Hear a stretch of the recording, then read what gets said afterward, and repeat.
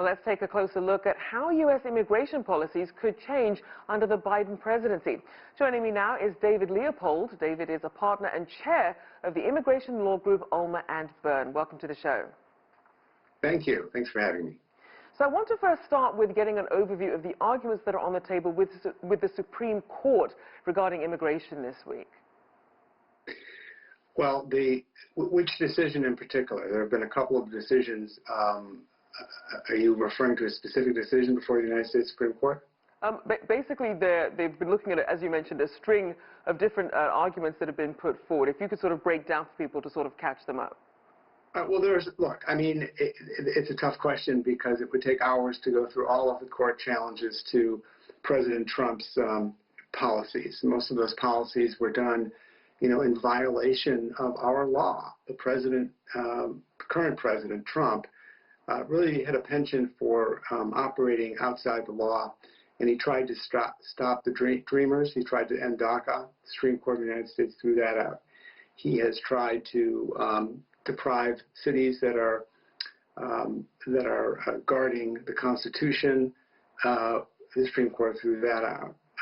There is restrictions on visas, H-1B visas, and salaries that the courts have just thrown that out. So there's a whole variety of cases, and it seems that the President Trump tried very hard to circumvent the law. The courts have pushed back on most of this stuff. The most recent is the census issue, and trying to keep undocumented immigrants from being counted in the census. So, it's just been one thing after the other for the past nearly 4 years now, and then all that's going to come to an end on January 20th when Joe Biden is sworn in as the president. And as we know, much of Trump's actions were via executive order, and of course lower courts have questioned the grounds for a lot of these moves. What more might we see before his term ends? Is there anything else in the works? Of course. This is an administration that, the Trump administration is an administration that thrives on cruelty. And I don't mean to be partisan. That's pretty much a statement of fact. I think what we'll see is possible, targeting undocumented immigrants even more than they have before, perhaps erecting even more walls for people to get into the United States, limiting visa issuance, slowing down the visa process, perhaps targeting Dreamers. There's a whole panoply of things that they might try before they exit. The good news is that, they are going to exit. They are going to be out of this. They're going to be out of Washington on January 20th at noon, and many of us are counting the minutes. So, a lot of what they were trying to do can be reversed if they do it between now and the end of the term. But frankly speaking, they've done so much damage over the past 3 years that it's going to take months and months, if not, more than that, to reverse much of the Trump immigration legacy. So then, as we look at President-elect Biden's list of priorities when it comes to immigration, what do you think he's going to really start with first? Well, Joe Biden has promised to restore the soul of America. That was his main campaign promise, and it was an important one.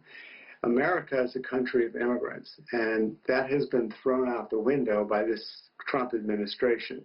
So I think if you put all the policies together that you'll see out of the Biden administration, it's really to restore immigration as the beacon of hope for not only Americans reuniting with their families and businesses in the United States trying to compete in a global economy and raise the wages and working conditions of U.S. workers here. You'll see that the whole thrust of what Joe Biden has on his platform, which you can find on his website, which is public, is that he's going to restore fairness. He's going to get rid of Trump's cruelty. He's going to stop separating children at the border and locking them up. He's going to make sure that businesses have the employees they need to compete in a global economy. He's going to make sure that America's asylum system, our refugee system, is what it should be, back to where we were in the sense of America being the place that people come to when they're fleeing persecution. Right. He's going to make sure that our borders are secure. So there's a lot of work that he has promised to do, and I look forward to him getting started. So we know what his priorities are. What about the businesses and the universities who also clearly rely on immigration? What's on their wish list?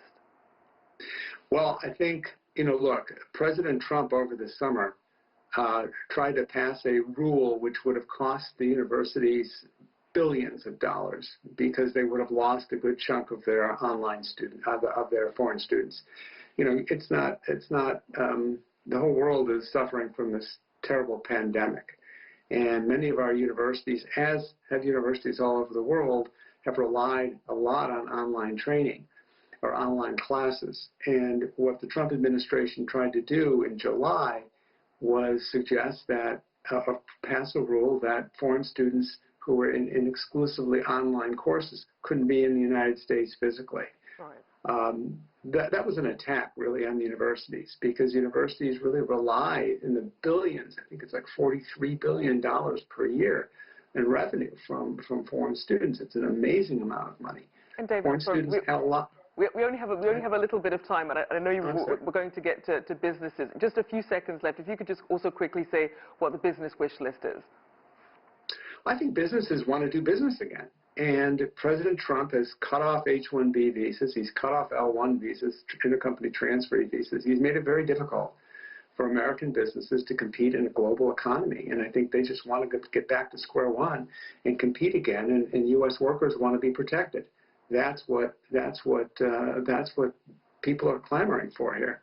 All right. Well, thank you so much for your insights. David Leopold there, partner and chair of the immigration law group, Ulmer and Berne.